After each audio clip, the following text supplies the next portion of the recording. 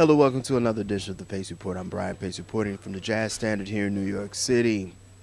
Tonight here at the Jazz Standard, Mr. Sean Jones, trumpeter, educator, as well as composer, is playing music from a project that was years in the making. In fact, Mr. Jones just released his 8th Mack Avenue Record release, which is a live album which was recorded at the Jazz Bistro in St. Louis, Missouri. Now, as you might know, Mr. Jones is a clinician as well as a composer, and he teaches at Berklee College in Boston, Massachusetts. I had a chance to sit down and break bread with him about his experiences as a mentor as well as an instructor. We talked about and break bread about the concept of recording a live album, as well as the importance of why jazz records have thrived over the years in the live jazz setting. So sit back, relax, and enjoy the sounds of Mr. Sean Jones live performing with his quartet live here at the Jazz Standard for his official New York record release for his new live recording here on the Pace Report here in New York City.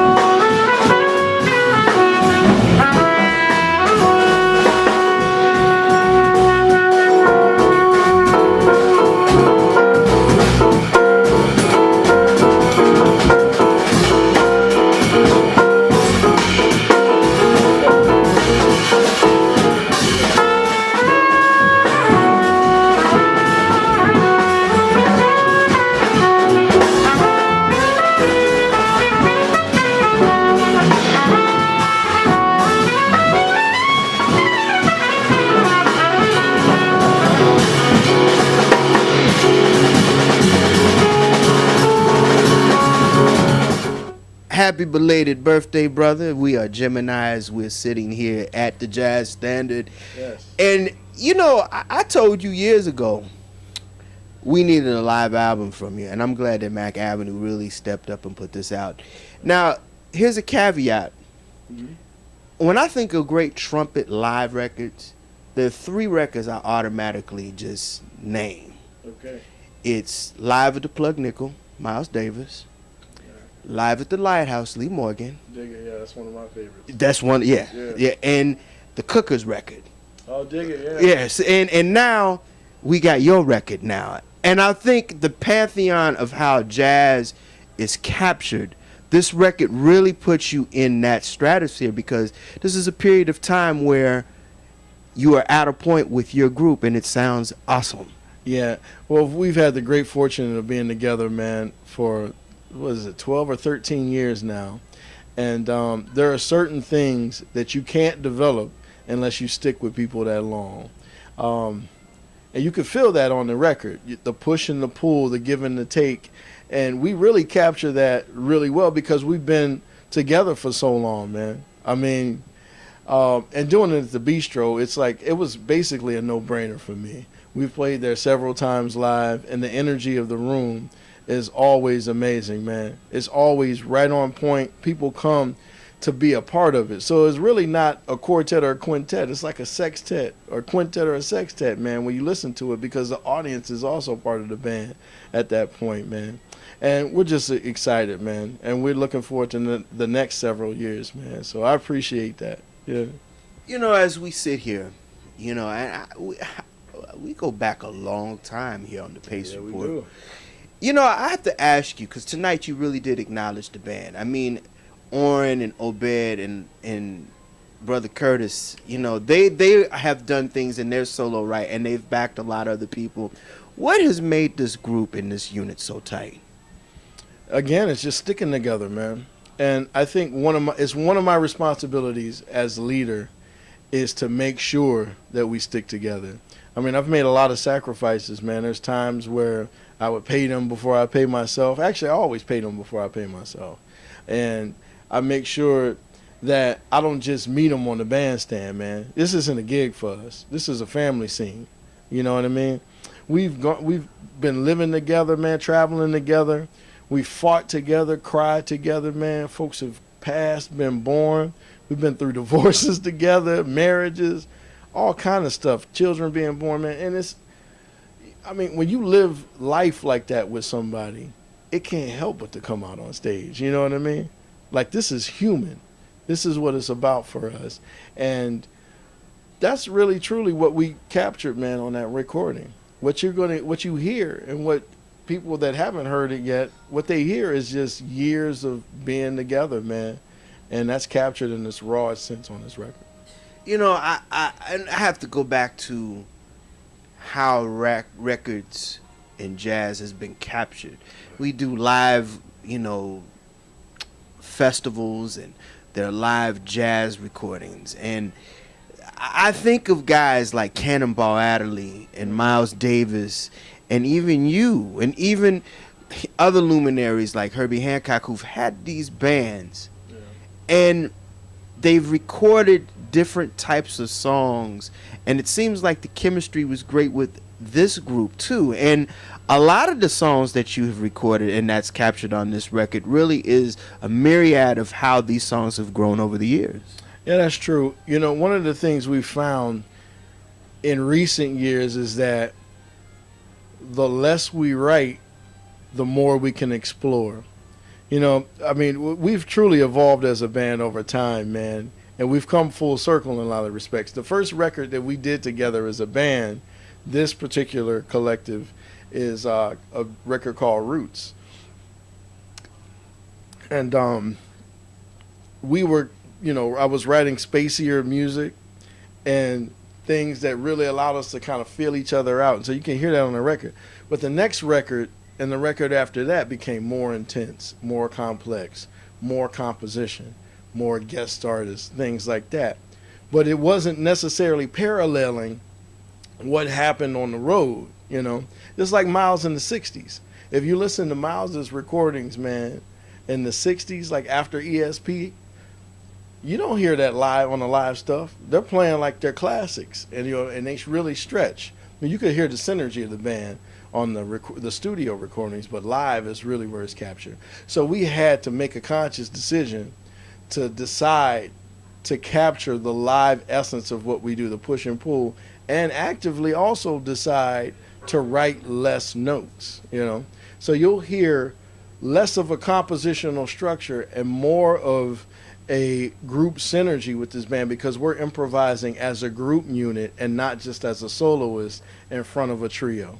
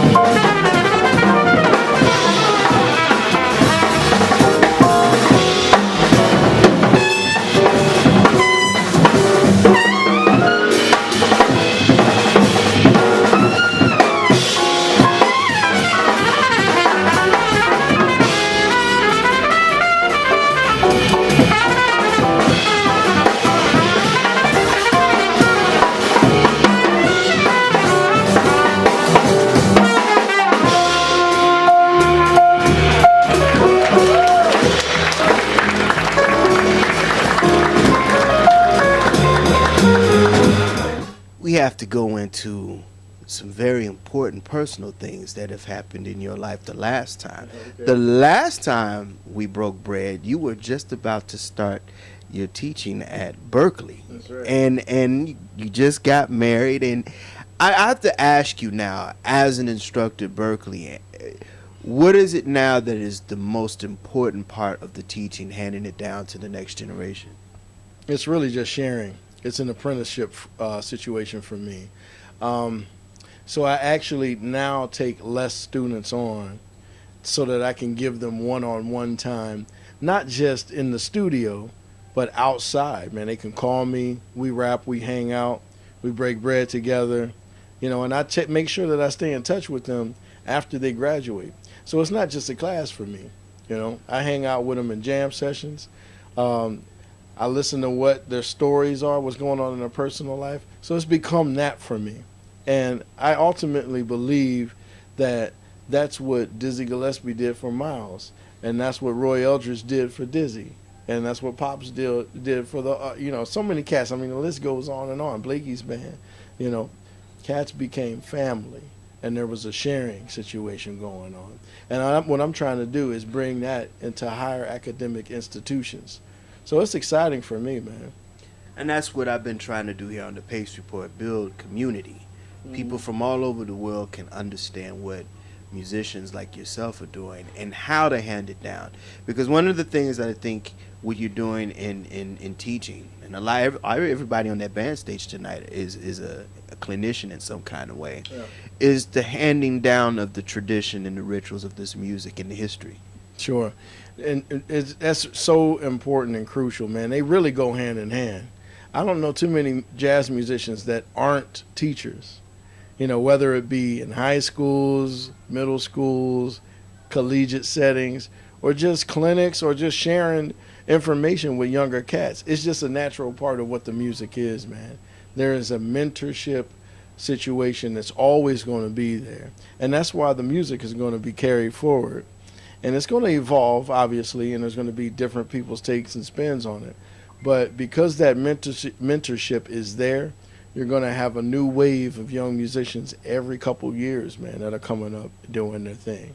So it's great, man, and it's really, truly an honor to be a part of a genre of music and an art form that celebrates family.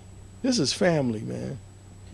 Jazz is a family situation. You can go all over the world, man, and say, hey, what's up? Give cats embraces. Far south is Australia, you know what I mean? Europe, Asia, South America, everywhere, man. It's family, and that's what it's about. And you got a wonderful, wonderful staff at Berklee. You got Ralph Peterson, you got Joanne Brackeen, you got Tears there. Y'all, y'all shedding some blood up there, man. And that's beautiful because that, like I said, you're getting hands on, and that's very hard to get in these times, especially when jazz is on the back burner in the cultural vein. That's for sure, man. And Berklee gets it. I'll say that. When you go to that institution, man, it feels like family. There's a certain kind of energy that's there. And they have committed to bringing in folks of all walks of life, ages, genders, all of that. And they bring cats in that are killing players, great musicians, and also mentors. Notice I didn't say teachers. They're mentors. Tia, Ralph, Terry Lynn, the list goes on and on. Danilo Perez, man. There's so many cats there, and that's what it's about, man. Each one of them is a mentor, and they care about their students, and they take the time. So it's beautiful, man. The facilities are wonderful, all of that, the bells and whistles, cool. But underneath all of that, there's nothing but love and family.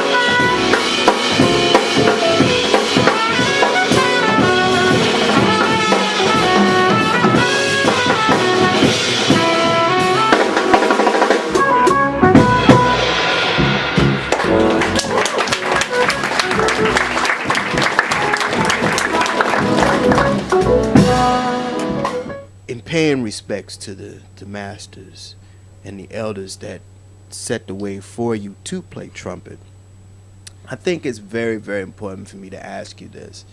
There are 4 trumpet players I want you to analyze and break down, because these are the guys that you love. And the first one, I think, is now getting a new light as a trumpeter as well as a composer, and that's Woody Shaw. Yeah.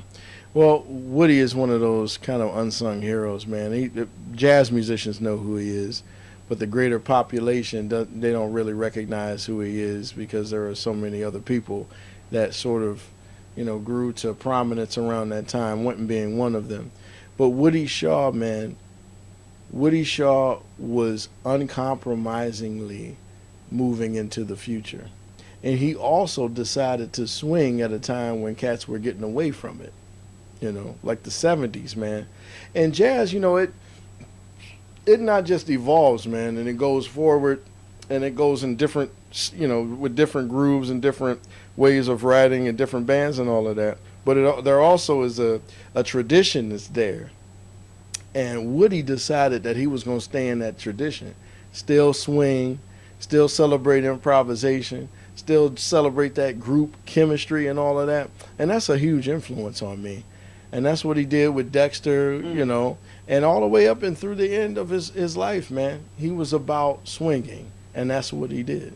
I've always said that there ain't no swing in jazz that much anymore, and you nailed it. It's there. You're right. It's there. But some players just, they playing too many notes, and swing is about feeling and liberation to me. Mm-hmm. Well, it's about both, I feel, man. I mean, jazz is a huge box, man. It's like talking about God to me. Right. It's like the moment you try to put God in a box, you take God away from what God is. God is everything. Everything. Even the stuff you don't like or don't understand. That's still God. And to me, not trying to say God, jazz is God, but there's an equivalence there in that jazz really truly encompasses all of what America is sonically. You dig what I'm saying? It's the blues. It's got gospel elements. It's got rock. It's got R&B. It's got all of that. All of it. Jazz is the sophisticated sonic manifestation of America's popular culture. And it has always been that way. The next one, he's from my hometown, and Freddie Hubbard is just, in my opinion, he was the quintessential good guy and hard-blowing and hard-working trumpeter. Yeah. He did things that were just so above and beyond, especially the Creed Taylor stuff he did. Oh, yeah, I think that put him in a very different stratosphere. What was it about his technique and style that you really peeped? Thick sound, fluid, it's energetic, it grasps you. Like when you listen to Freddie live, man, it's like, whoa. I mean, you're like, you got to step back and say, it's that kind of thing. And that really hit me home. Man, and the first solo that I ever transcribed was Freddie Hubbard on Hubtones. Woo! That was the first one. It's just something about the way he plays in the time. It's fluid, it's thick, and it really grabs you and hugs you. And that's what made me want to make Freddie part of my holy trinity of of jazz trumpet players, man.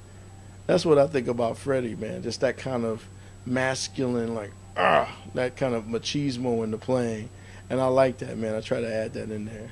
And the stuff he did on Blue Note, even as not just the leader, the stuff he assisted. He was like your perfect sixth man if you were playing basketball. Oh yeah, man. What's funny is cats like Freddie, Donald Byrd. There's a reason that they're on so many records, man. They are like the ultimate sidemen. They bring their A game no matter what situation they're playing in. Don't matter. Arguably, man, Freddie sounds better on other people's stuff. Yeah. You know what I mean? Than his own stuff or live. I mean, it's kind of wild. So I love that about him, man. Bad cat. Last one, and he left us way too early. Clifford Brown. Oh yeah, Clifford Brown is joy, man. When you hear him play, it's joy. It's bright. The compositions that he writes, even though some of them even minor, like they all sound bright and happy, man, bubbling. His articulation too, like the way that he plays. I mean, it's so clean, man. Clarity. Yeah, it's very clean, very clear. A lot of clarity there, and man, I've tried to shed that for a long time, and I'm still chasing it, man. When Marcus Belgrave was with us, yeah. I used to call him up because apparently he hung with Clifford a little bit. So I called him up, like, man, how the hell? He'd be like, oh, it's Marcus, oh man, it's just like this. And he'd be playing it. I'm like, well, tell me what to do. But he would just show me, man. But that's Clifford Brown, man. That's Brownie. And you're talking about live records. You got to add Live at the Beehive. Clifford Brown's Live at the Beehive. I got to check that record out. It's been years since I heard that album. Yeah, man, it's ridiculous. Clifford Brown Live, man. Live Who's on that record? It's basically the band. Max Roach, Okay. Okay. Richie Powell, all those cats, man. Okay. They're all on that. It's amazing. That'll do it again for another edition of the Pace Report, reporting live here at the Jazz Standard here in New York City. I'd like to personally thank Sean Jones for his time. Make sure you go out and buy his brand new CD, which is on the Mack Avenue Records imprint, which is now available on MackAvenueRecords.com, as well as iTunes and Amazon.com. I'd like to personally thank the staff and management here at the Jazz Standard for their warm hospitality. Also, I'd like to personally thank Greg and the staff over at DL Media for arranging my time with Mr. Jones. As always, please visit my website, www.thepacereport.com, for my weekly column, as well as my past segments. Until next time, remember, if it's in the groove, it'll make you move. Till next time, peace.